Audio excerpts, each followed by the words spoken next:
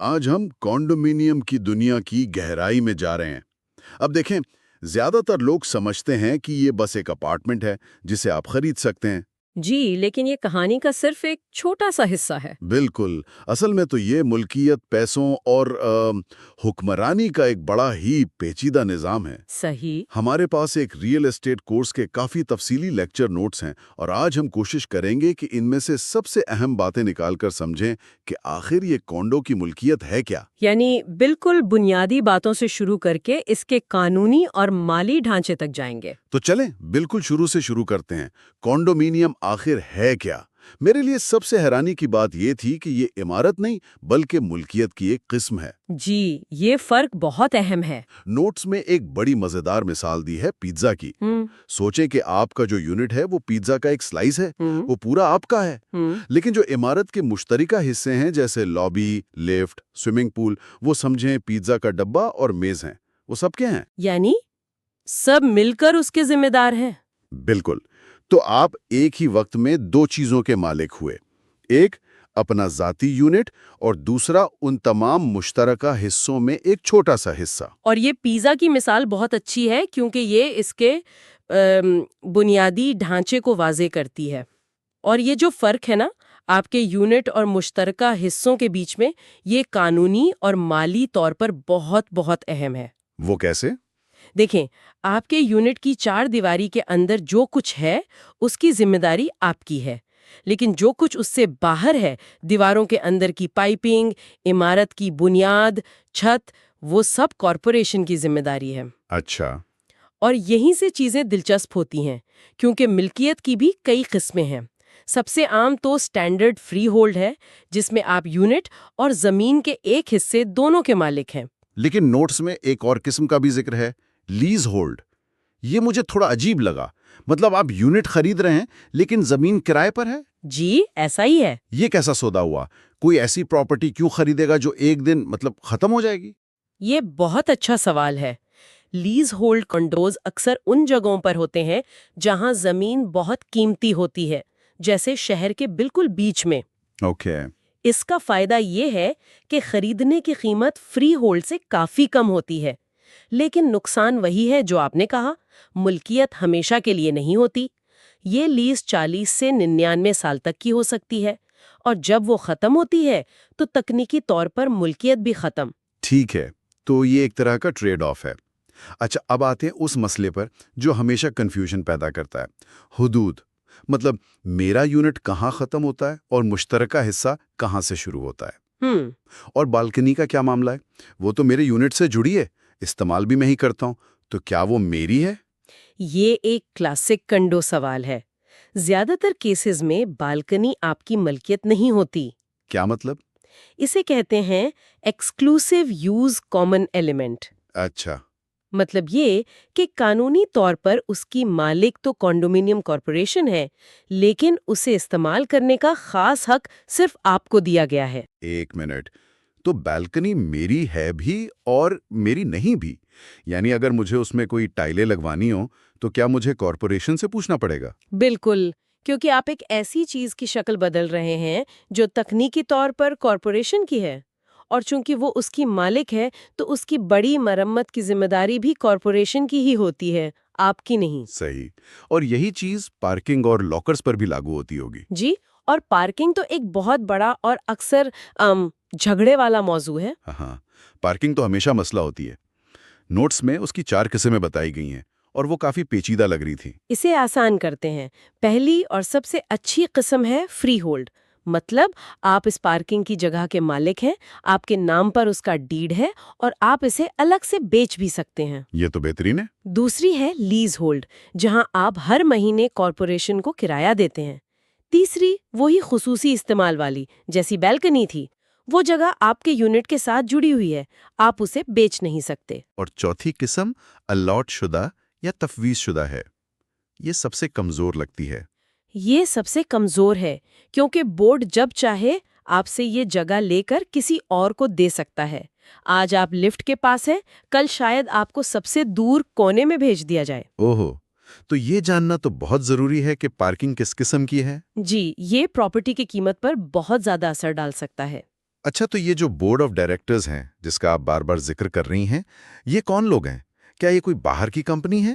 ان کے پاس تو بہت اختیارات لگتے ہیں۔ نہیں، یہ کوئی باہر کی کمپنی نہیں ہوتی۔ کانڈومینیم نا ایک چھوٹی سی جمہوریت کی طرح کام کرتا ہے۔ عمارت کے تمام مالکان مل کر کارپوریشن کے ممبران ہوتے ہیں۔ یہی ممبران اپنے میں سے کچھ لوگوں کو ووٹ دے کر بورڈ آف ڈائریکٹرز کے لیے چنتے ہیں۔ یہ بورڈ ہی کارپوریشن کے روزمرہ کے معاملات چلاتا ہے۔ لیکن ہم نے اکثر کانڈو پالیٹکس کی کہانیاں سنی ہیں۔ کیا یہ بورڈز اپنے اختیارات کا غلط استعمال نہیں کرتے؟ یہ بالکل ممکن ہے اور ہوتا بھی ہے۔ اسی لیے زیادہ تر بورڈز روزمرہ کے کام چلانے کے لیے ایک پروفیشنل کانڈومینیم مینیجر یا مینجمنٹ کمپنی ہائر کرتے ہیں۔ اچھا، ایک تیسرا فریق۔ جی، جو غیر جانبدار ہو کر بورڈ کو مشورہ دیتا ہے اور ان کے فیصلوں پر عمل کرواتا ہے۔ اس سے نظام میں تھوڑی پروفیشنلزم آ جاتی ہے۔ صحیح۔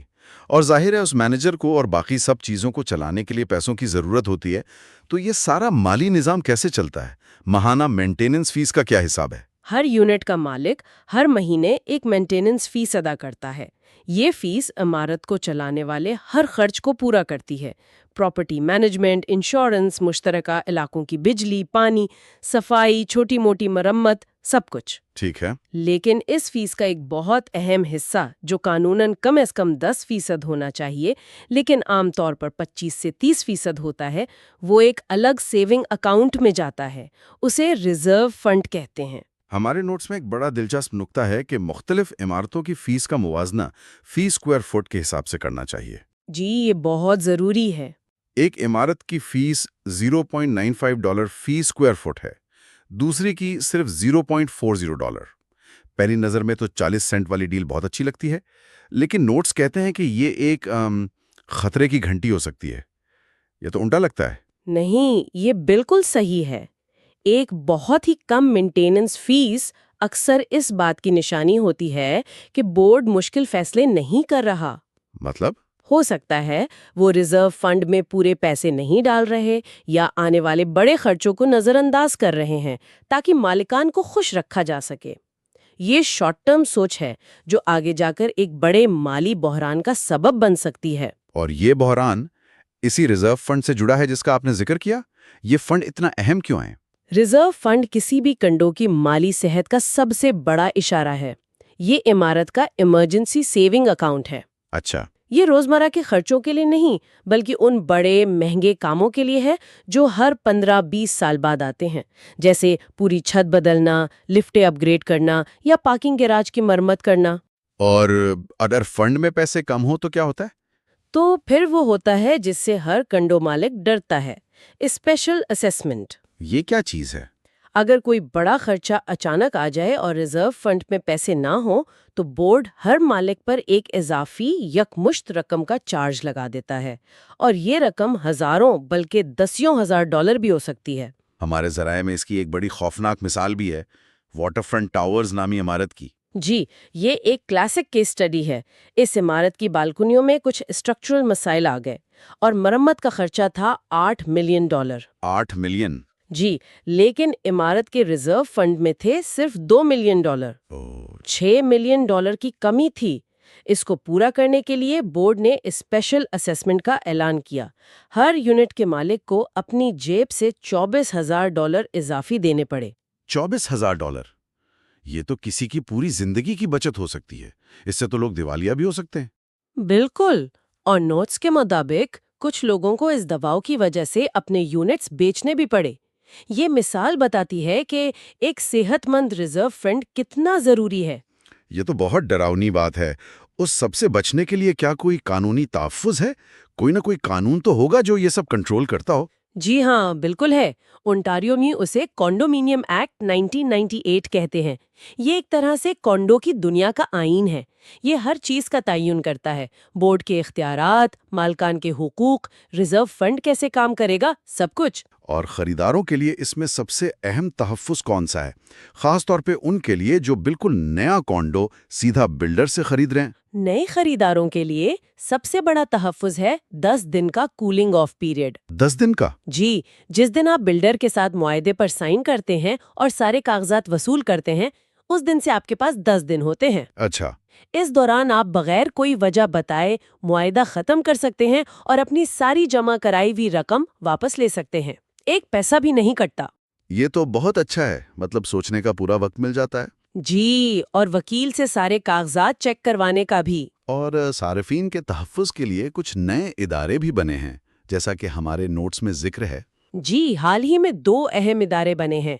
एक है CAO, यानी कॉन्डोमिनियम अथॉरिटी ऑफ ओंटारियो।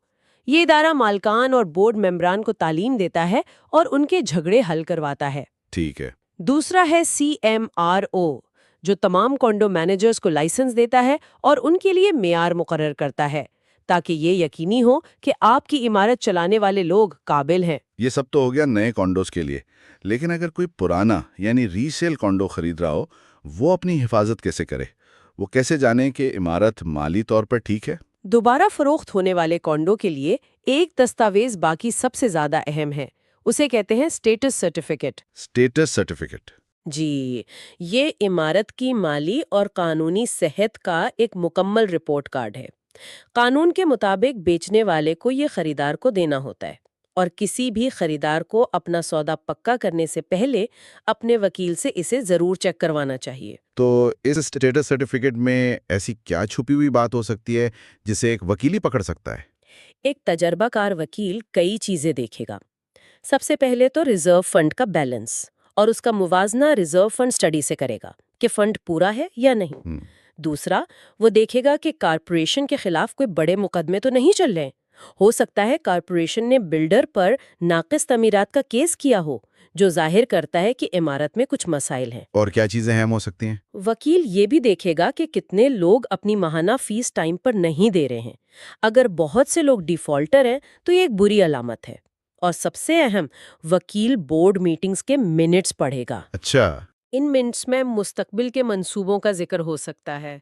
हो सकता है बोर्ड पिछले 6 महीने से गैराज में पानी के रिसाव पर बात कर रहा हो, जो इस बात का इशारा है कि जल्द ही एक बहुत बड़ा खर्चा आने वाला है, भले अभी स्पेशल असेसमेंट का ऐलान ना हुआ हो। वाह, ये तो जासूसी करने जैसा है। एक तरह से, जी। तो आज की गुफ्तगू का खुलासा ये है कि कॉन्डोमिनियम सिर्फ 4 दीवारें खरीदना नहीं है, ये एक मुश्तरका कारोबार में हिस्सादारी खरीदने जैसा है। बिल्कुल, इसकी अपनी एक छोटी सी हुकूमत है, अपना आईन है और अपना मुश्तरका बैंक अकाउंट है। और इसकी पेचीदगियों को समझे बगैर इसमें कदम रखना एक बहुत बड़ा जुआ हो सकता है। बिल्कुल, कीली नुक्ता यही है कि पूरी तहकीक की जाए, खास तौर पर स्टेटस सर्टिफिकेट का जायजा लेना। ये किसी भी रीसेल कंडू को खरीदने का सबसे अहम कदम है। ये एक छोटी सी दस्तावेज आपको मुस्तकबिल की बड़ी माली परेशानियों से बचा सकती है। ये बिल्कुल ऐसा ही है जैसे आप कोई पुरानी गाड़ी खरीदने से पहले उसका पूरा रिकॉर्ड चेक करें। बिल्कुल वही बात है, बगैर इसके आप अंधेरे में तीर चला रहे हैं। इस गुफ्तगू को खत्म करने के लिए एक सोच ये है कि एक कॉन्डो खरीदना सिर्फ एक प्रॉपर्टी खरीदना नहीं, बल्कि आप अपने पड़ोसियों के साथ एक कारोबार और एक कम्युनिटी में शामिल हो रहे हैं। ये एक दिलचस्प जाविया है। इस ख्याल को एक कदम आगे ले जाएं।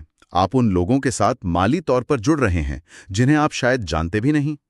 उनके माली फैसले, उनकी वोटिंग, उनकी जिम्मेदारी, ये सब बराह रास्त आपकी जेब पर असरअंदाज होगा। इस तसव्वुर को एक छोटी सी जमहूरियत के तौर पर सोचना, जहां मुश्तरका जिम्मेदारियां और मुमकिना झगड़े भी हैं, ये कॉन्डो मालिक होने के रवायती तसव्वुर को कैसे बदल देता है।